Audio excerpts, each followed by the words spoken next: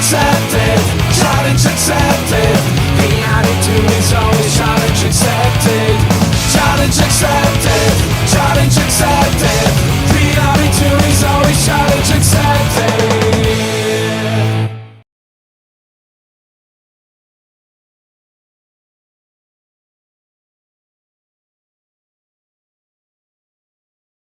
And welcome back, everyone. Hope you enjoy your lunch and are you ready for more great session this afternoon? Now let's talk about something that's inevitable as bugs in production, regulations. First it was GDPR, now comes the Web Content Accessibility Guidelines, and who knows what's next. Regulations actually make the life a lot easier for all of us. Remember when all the phones had different types of chargers? Well, thanks to regulations, we've now got USB-C, one cable to rule them all. And no matter where you are, the stop sign looks the same. Sofia, Stockholm, San Francisco, Samokov. And let's not forget everyone's favorite regulation, the accept all cookies button.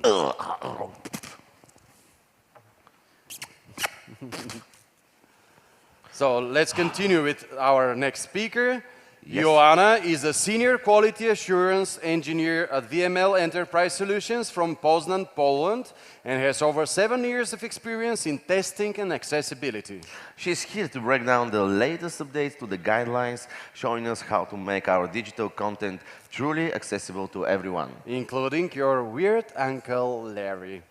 With the European Accessibility Act approaching 2025, these aren't just suggestions. They're about to become the law. So let's welcome Asha and learn about accessibility and the weird Uncle Larry. Let's cheer your applauses for Joanna Falkowska!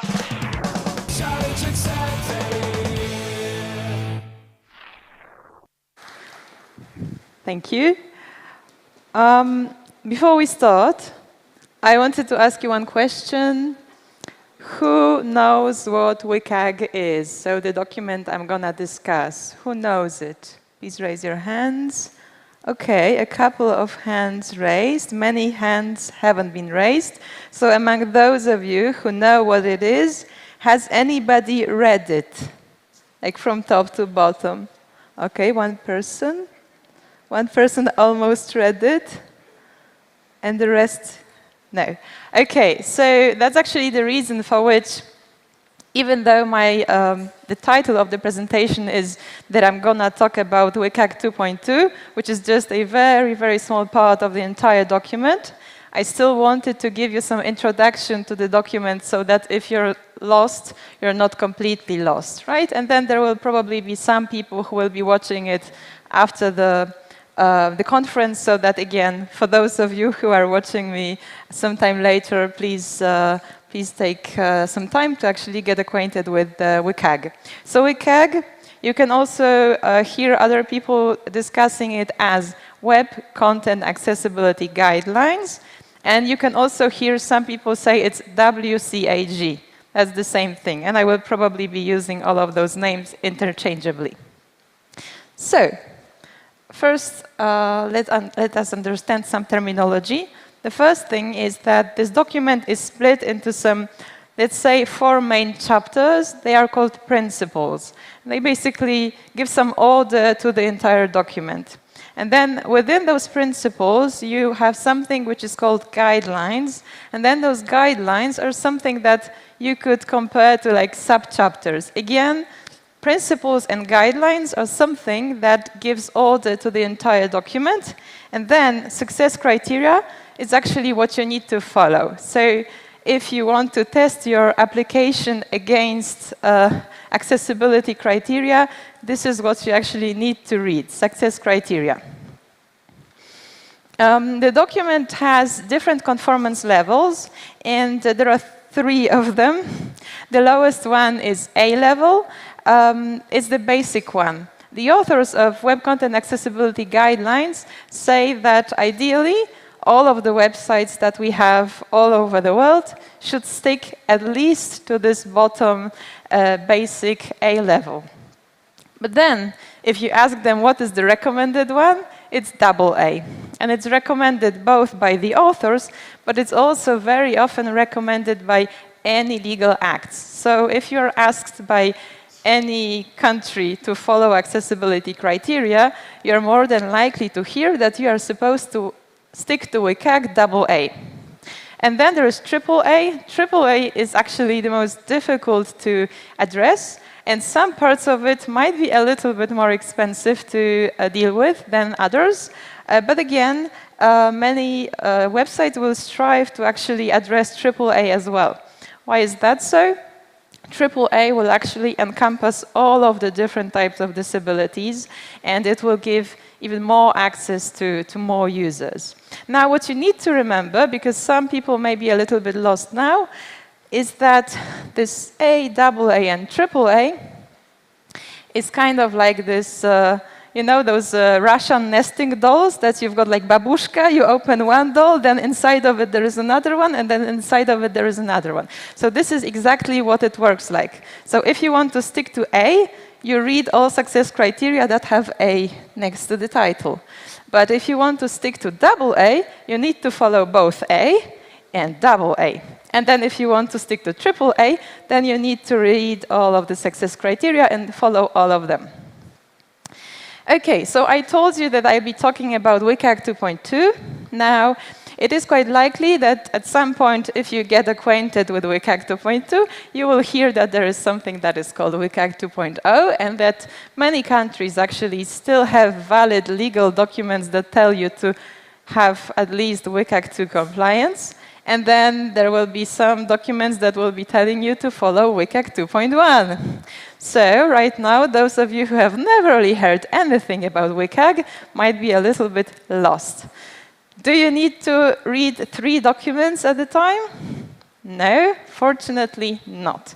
So as long as you read the most recent one, which is WCAG 2.2, it means you're fine, because all of those documents, the ones that I mentioned, 2.0, 1, and 2, are backwards compatible. So what does that mean? Operable is the name of the second principle. I told you about principles, guidelines, and success criteria, right? So this second chapter of the entire document says that your content needs to be operable. And this is what it looks like. You do not need to read that. I just wanted to show you. So basically, there are some guidelines that, for instance, will tell you that your content need to be accessible to keyboard. Or there is a guideline that says the user needs to have enough time to actually perform operation, and so on and so forth. Now, this is what applies to WCAG 2.2, and only the ones that are at the bottom of Guideline 2.4 and Guideline 2.5 got added, which means that all of the other ones are valid for WCAG 2.1 and also for WCAG 2.0. The new success criteria just get added at the bottom of the old ones. So you do not need to be afraid that you need to read 3 documents in order to follow all of the legal acts in the world. Okay, so now some of you may be asking, so how many success criteria do we have? The answer is 86, although in fact it's 87. And you may be a little bit lost again. So the question that you might be asking, so what is she talking about? And I just told you that WCAG is backwards compatible, which means that if you remove something, you cannot just change the numbering, right? So you remove it, but it stays. And this is what happened in WCAG 2.2. So there is one success criterion that used to be very valid in the past.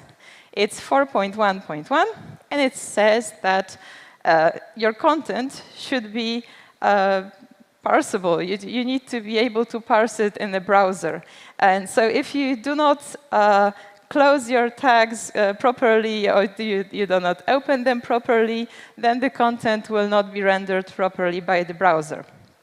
This is the case for the past. Currently, browsers actually deal with this problem quite easily, and as a reason, you cannot really fail it anymore. I mean, you can still have problems with your end tags, but it doesn't mean that any accessibility rule will be broken. And that's the reason for which it got removed.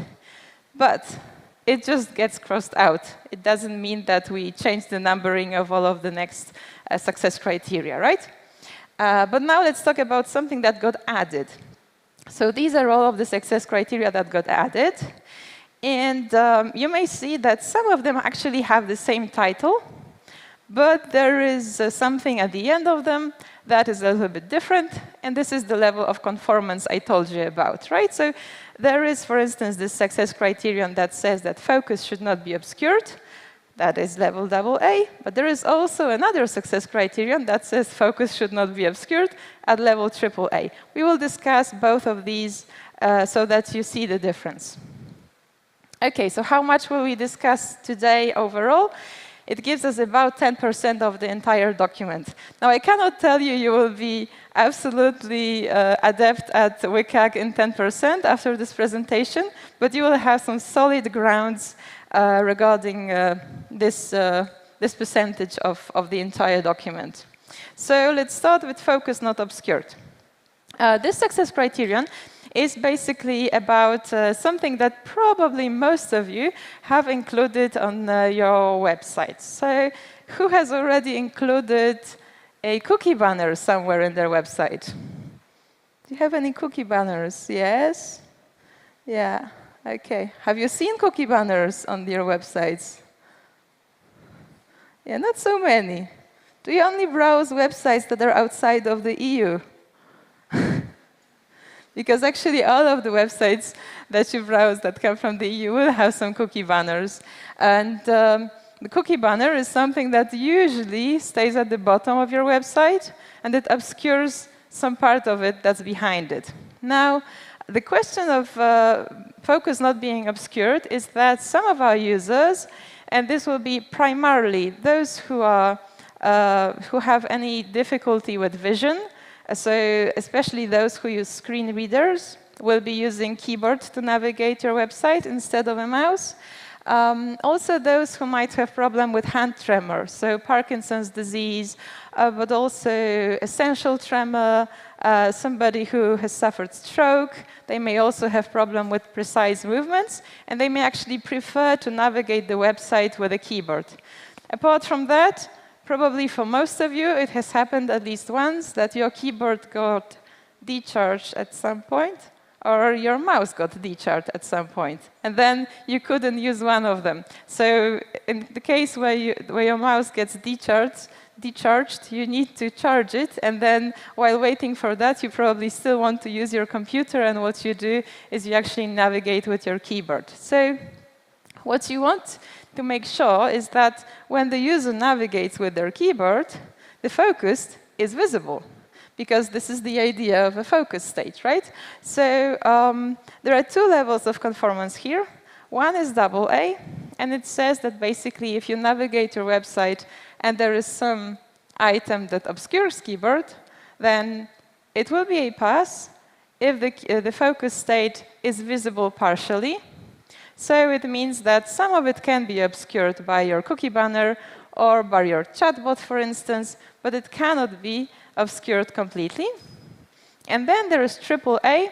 AAA tells you that you cannot obscure your focus state at all. How can you deal with that? So one thing is you may just make sure that the design of the website doesn't allow for different items obscuring other items. But not all of us are designers. Most of us are either developers on QAs or on this conference, so you actually deal with the designs that you get. So what else can you do? You can use a CSS attribute, a property that is called scroll padding. And if you add scroll padding to your code, then it actually will give, well, padding to your scroll.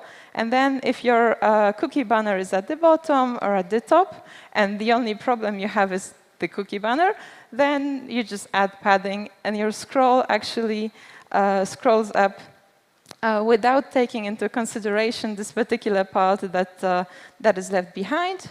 And then the third thing that you can think of, and some websites actually do that, is to, instead of having a cookie banner that is somewhere attached somewhere in your website, you actually try to turn it into a model. and then you cannot really get outside of the cookie banner unless you actually either accept it or decline it. Okay, the second thing that we would like to know about is focus appearance. So I'm not sure if you've ever tried to work with some websites where the focus state is actually very, very hard to see. But some of them actually work like that. So the designer actually had this beautiful idea for some wonderful, colorful backgrounds, everything. And then when you start navigating the website with the focus state, you actually cannot see the focus state because the color contrast between the website and the focus state is not enough. So this is what this success criterion discusses. Now, surprisingly to me, it has a AAA level. And it is surprising to me because, first of all, it is not that hard to achieve, and second of all, it's actually extremely useful. So even if at some point you will have your client telling you, well, we only follow AA, but AAA we do not care about, for this thing, I would still suggest you to try to actually make some twists and urge them to actually change something. So this success criterion tells you that, first of all, the color contrast between the focused and unfocused state should be at least 3:1, which means the color contrast should not be, for instance, yellow against white, right? Or blue against black, because it will be too small. The second thing is that the size of your of the border that you use for the focus state, it needs to be thick enough for the person who's using it to actually perceive it. What does that mean? The success criterion says that if you draw a rectangle, because usually this is the form of a rectangle, right, focus state, then it needs to be at least 2 pixels thick. It can be larger, but it shouldn't be smaller.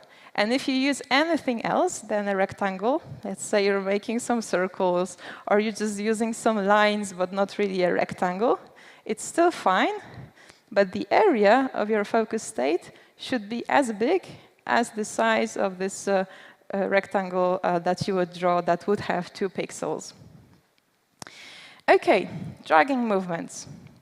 So dragging is all about sliders. Basically, if you work with any e-commerce platform, but there are also different platforms that will be using sliders, but e-commerce is a very, very good example of that. You will probably have at least one slider that will allow you to change the prices based on that. You will filter out some items from the list that the client can buy.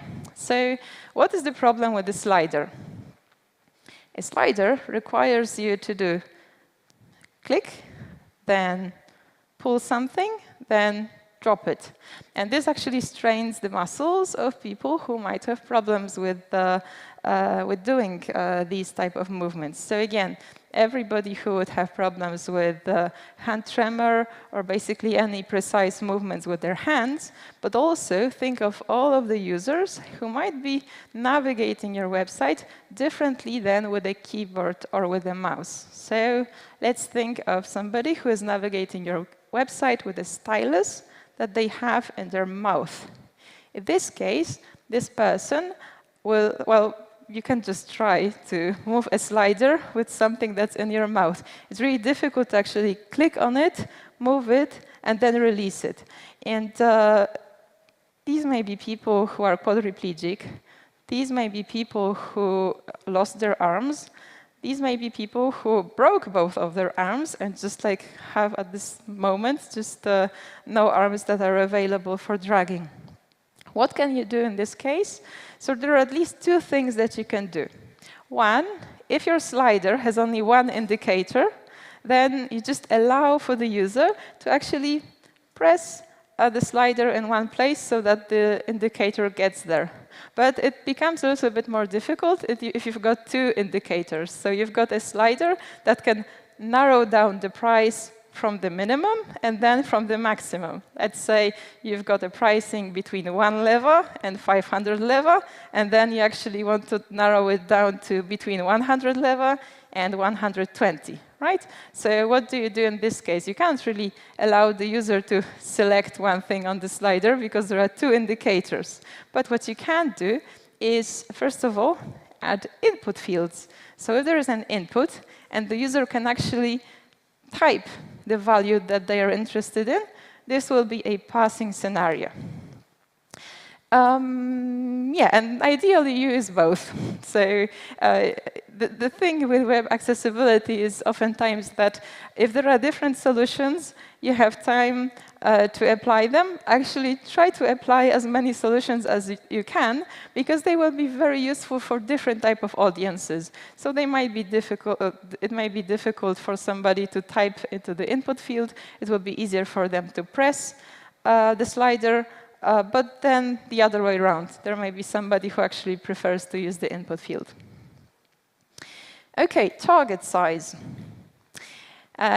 Please raise your hands if you've ever had a problem of typing something on a smartphone and then actually mistyping because for some reason you pressed a different letter. Yeah, I need to raise my hand as well. Thank you very much. This is very often the case, especially for those of us who are actually quite used to typing on a keyboard and looking at the screen. And I saw at some point that actually I have this tendency of trying to do the same thing with my smartphone, and it doesn't work this way.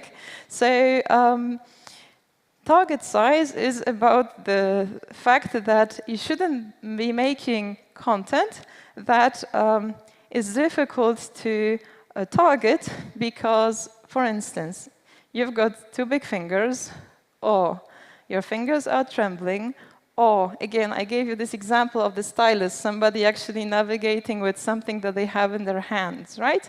Or in their mouth, or in their hand. Yeah, that's also possible to actually use a stylus with your hand. So the target size discusses problems of this type.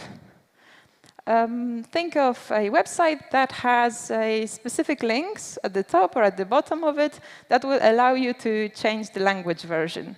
Usually these are very short because they would be having like 2 characters, like you would have the EN, PL, FR, and so on and so forth, right? Think also of those websites that would have very small icons of the social media that you can click. And then if you click on the social icon of one social media, then you shouldn't be actually clicking on the icon of the other social media. This success criterion tells you that an item that is clickable should be at least 24 by 24 pixels big. Now, what happens if you cannot make it because the designer gave you vector icons that are actually smaller? There are different ways to do that, but actually there is one solution that is already given in these criteria. Namely, the element that is clickable can be smaller as long as you give enough padding or margin around it so that the actual area of that element is 24 by 24. So let's say that you've got an icon of a social media link that is only 10 by 10. But as long as you've got 7 and 7 pixels to the right and to the left, it already gives 24, so this is good. Now, if it was up to me to tell you what to do, still try to make it 24 by 24, because it will be much easier to target this item. But the main idea behind this success criterion is not that much about targeting, but it is that you do not want to activate something else, so something that you did not want to activate.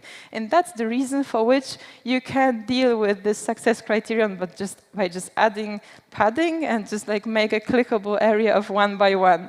But again, 1 by 1 pixel, this is very difficult to target. Yeah? So ideally try to do 24 by 24. Consistent help. How can you help your users on your website? What do you provide to them?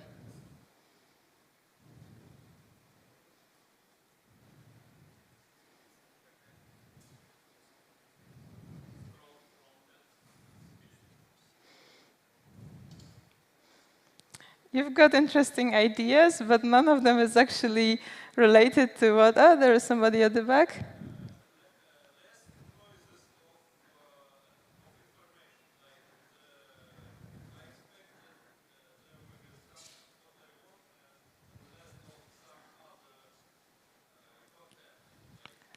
Okay, so I would just repeat for those of you who didn't hear. So the idea is that we do not make too much noise on the website. We actually provide the content that the user may need or may want. And all of this is valid, what you just said, but not regarding this success criterion. So help is generally about any contact that you provide to the user. So phone number, email address, physical address. Then another type of help that you can provide to the users will be chatbots. So either these are live chatbots or just bots that you communicate with.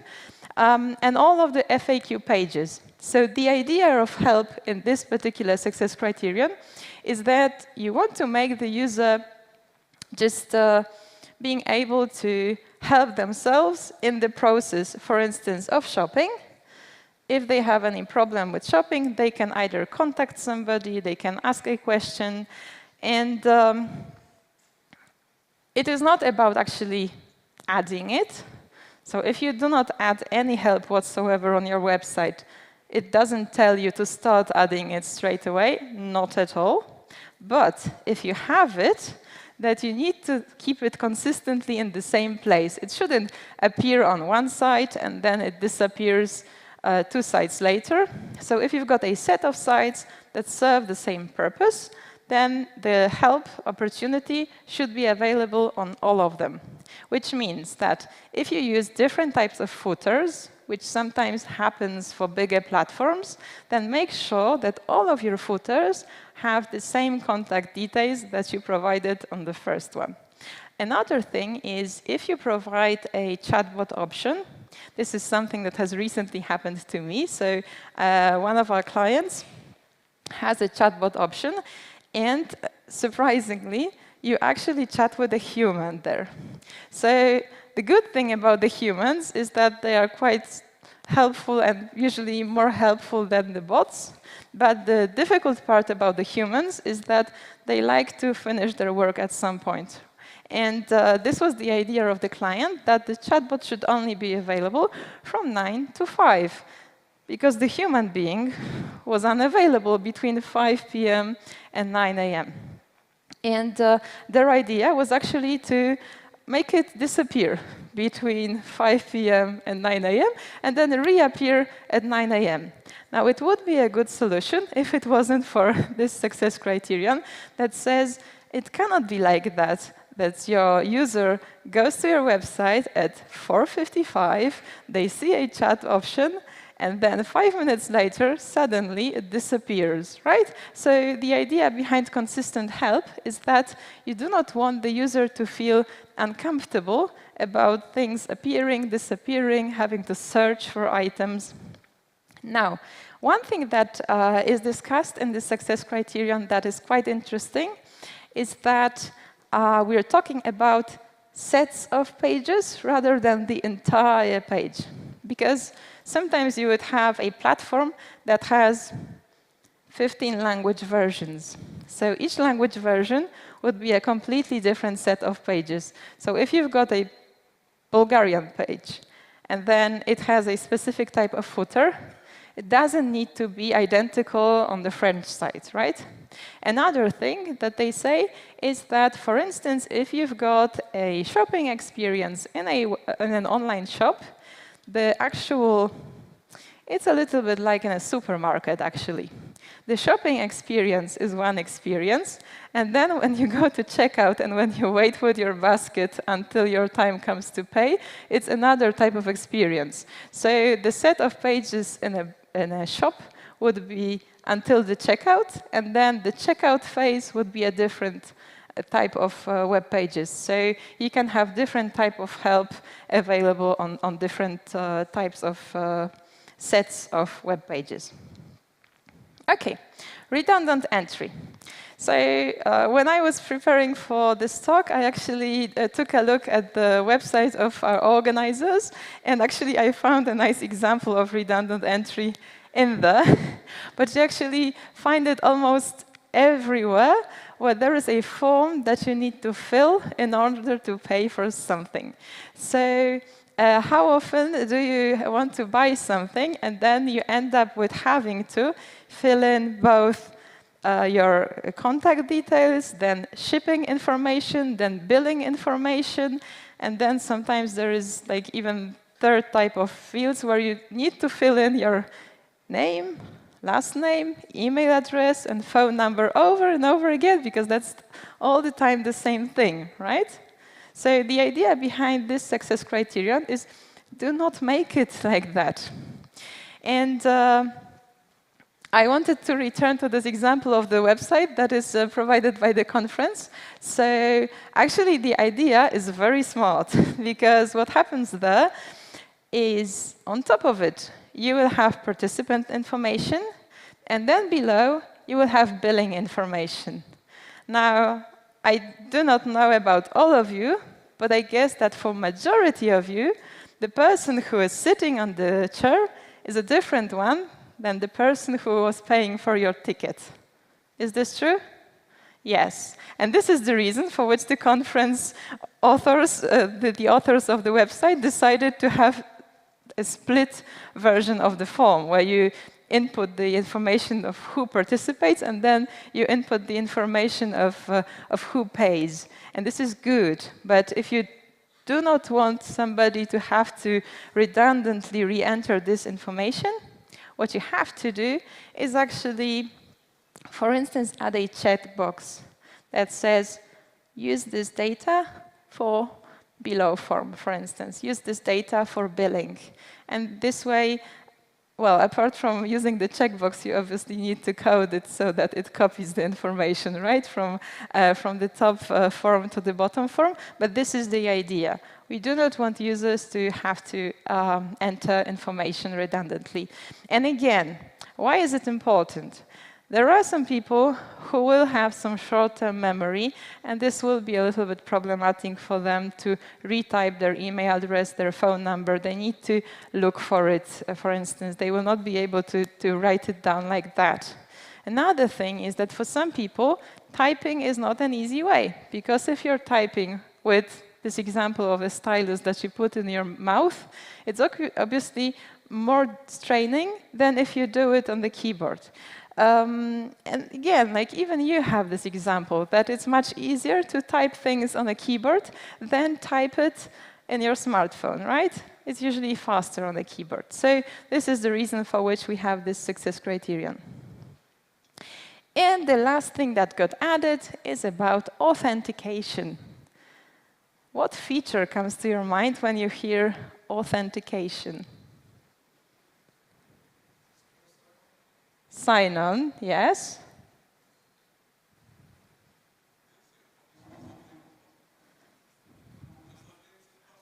Yes, username, password, yes. So basically, sign up, login, sign on, whatever you call it, any place where you need to remember your username and password, this is authentication. And nowadays, almost any web page that we create has it. So what's the idea behind this success criterion? We do not want the users to be forced to do too much to have like too much cognitive effort while using your website. And cognitive effort, as understood by the authors of this success criterion, is about having to use your memory to use your website. And this participant here said that there is this login and password field, and actually both of them are something that you need to remember. Especially the password bit is a little bit difficult because we use a little bit more complex password. The login one is usually your email address, and it's all of the time the same thing, right? But for the password, it's not exactly the same thing. Ideally, it shouldn't be, right? So you need to remember it, and it's training your short-term memory. So how do you deal with that? First thing is do not disable copy-paste in your input fields. So the user should actually be able to paste the password if they have it stored somewhere, for example, in a password manager. Another thing is you want to make sure that your user can use a password manager. And how do you do that? You make sure that your HTML is using correct attributes. So the input field shouldn't just remain an input field. Your code should state that there is a specific type, and ideally also the autocomplete attribute should be filled, and it should be filled with proper values that you will find on MDN or W3C web pages. Because this is what makes your input fields readable to the password manager. So make sure that it is possible to actually navigate your login page with the password manager. Now, I told you that there is this effort of not straining the user's short-term memory or like making them have some cognitive effort. And there is another thing regarding authentication that we deal with in this success criterion. Can you think of a puzzle that often is given to the users that want to log in somewhere? Yes, CAPTCHA. So this success criterion discusses this thing, namely many users with disability will suffer because of the CAPTCHA. Why is that so? Well, if you cannot see, and you're supposed to recognize images that you cannot see, this is a problem. You may tell me, okay, I will give a version where you can actually listen to some text and then type in what you heard. It might be useful unless you have problems with both seeing and hearing. And this is often the case for people who have this type of disability, to actually have it combined. So it doesn't necessarily mean that they are what we would call blind and deaf, but it still may mean that this person does not hear well enough to actually hear your extra type of CAPTCHA that you provide to them. But this success criterion actually discusses the problems of people who might be having problems memorizing things. So there are different types of CAPTCHA. You've got those CAPTCHA where you need to recognize cabs in New York, right? You know this type of CAPTCHA? Yes. Then you've got those CAPTCHA where you would have traffic lights, and you need to mark which parts of the CAPTCHA actually display traffic lights, right? So this is object recognition. And as far as AA level is concerned, this is fine. So you can keep CAPTCHA with object recognition, and you will pass. You will fail if you want to use it on AAA. For AAA, no type of CAPTCHA is allowed. But then there is this other type of CAPTCHA that probably everybody despises to some extent, namely CAPTCHA where you need to recognize characters that are written in a very strange form, and then you actually need to first recognize them and then type them into an input field. So this type of CAPTCHA is banned. You can no longer use it, both on AA and AAA level. So ideally, do not do that. And then with this success criterion, there is also one more thing. I will just quickly mention it. I've seen it just once. Namely, on some, especially on some social platforms, where you try to log in from a very random place, they may ask you a question, okay, we will show you a bunch of pictures, and you tell us which ones you actually uploaded. And if you know which ones you uploaded, then we will let you pass, because it means that it is you. So this type of authentication puzzle is allowed in AA. It's completely banned in AAA. So don't use that. But it's quite rare of an example. That's why I do not want to pay a lot of attention to that thing. Okay, so normally, as far as the actual new success criteria are concerned, this is the end. But actually, I can imagine that for some of you, it is actually the beginning. And before we end, and I will give the floor to you so that you can ask some questions, I wanted to make you aware of the fact that our wonderful two hosts already mentioned while introducing me. Namely, there is a document that is coming in June 2025. Well, it has already been published, but it has been published in the European Union as the institution, and then the member states had to actually apply their own national versions of the law.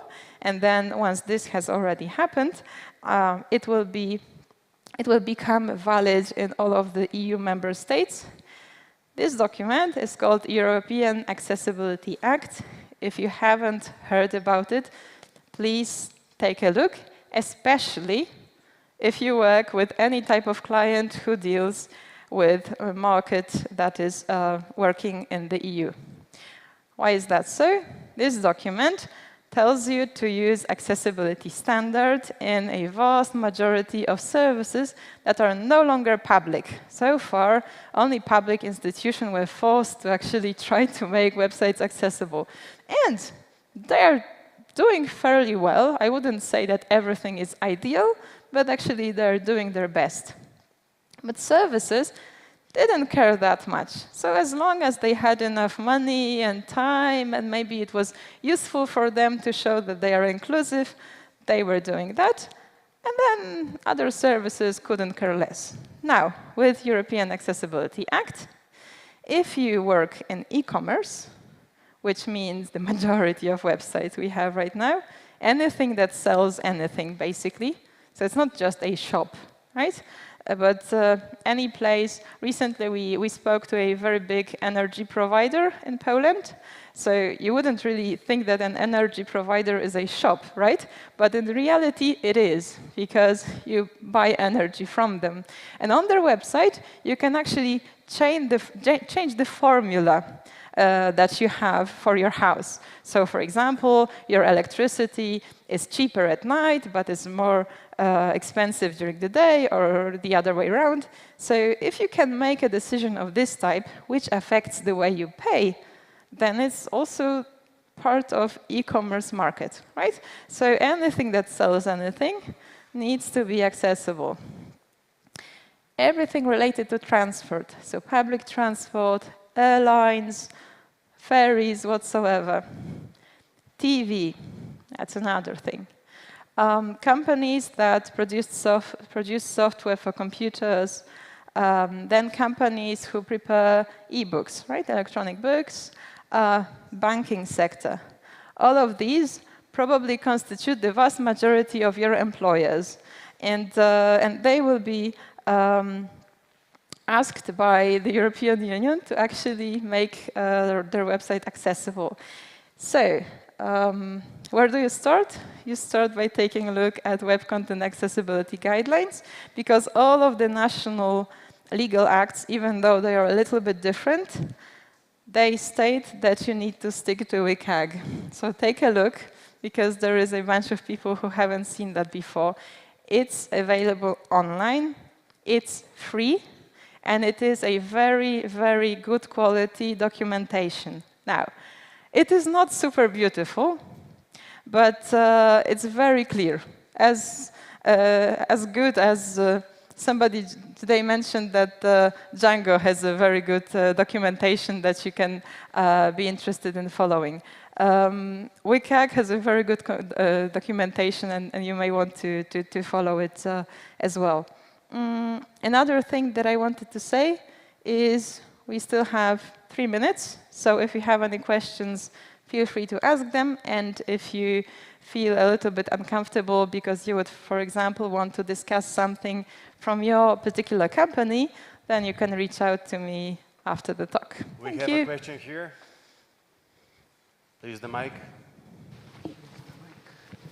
Mic is not good verb, but please, the mic. Hello, and thank you for the great presentation. As I mentioned yesterday, I see the rise of non-functional needs and services in the future. predict that this will be a very big topic, not only accessibility, but any type of non-functional testing. Can you recommend some tools that can be used for both manual and automated testing? And what happens in situations where we have contradiction between GDPR, for example, and accessibility acts? Because this might happen. So you are forced by certain regulations to show something, like cookie banner, and then they tell you this should not actually obscure other things. Because European bureaucrats are very good at creating mess. And actually, I see that this is change. In general, it's a good thing that we're letting not only disabled people to use easily websites. For captures, I can say I feel disabled very often. And this is good for, even for not for disabled people, let's say. And improvements, they often leads to usability improvements because of the Accessibility Act. But yeah, generally, can you share some tools and what's going to happen if there is a contradiction between GDPR and Accessibility Act? Yeah, so I will give you two answers, and one of them we will probably want to cut out. So I will start with the one that I would cut out, namely talk to the client, because finally it's them who pay for the penalties. And currently, as far as I know, regarding the penalty that you pay for rejecting something regarding GDPR and rejecting something regarding European Accessibility Act, it is bigger, unfortunately, from my perspective, for GDPR. So if you fail with GDPR, you will actually pay more. So normally, the client is the one who pays, and eventually I give them some suggestions, but then I say, like, what's your decision? Because it's not me who pays, right? So that's one thing that I do personally. Now, as I gave you examples with the scroll padding, you can actually solve this issue. So basically, there is, just as there is a vast majority in different IT frameworks, there is quite a big community of accessibility specialists online. And if you've got a problem, then probably more people than one will have the same type of problem. And even if there is no solution right now, there might be a solution if you post a question on WCAG GitHub. They have actually quite a thriving set of yeah, there's a question area where you can ask questions, and people, first of all, come with advice, but also some of those questions end up in becoming new success criteria in the future, or they may lead to some editing of the new version of WCAG. So ideally, I would ask you to follow what the community says. But from monetary perspective, unfortunately, I would probably say to the client that they just need to calculate. Yeah. And this is what we will cut out. So the next questions will be asked in the speakers corner, where Lasha will wait for you during the next break. Please, let's enter off of the stage with big round of applause. Thank you. Challenge accepted.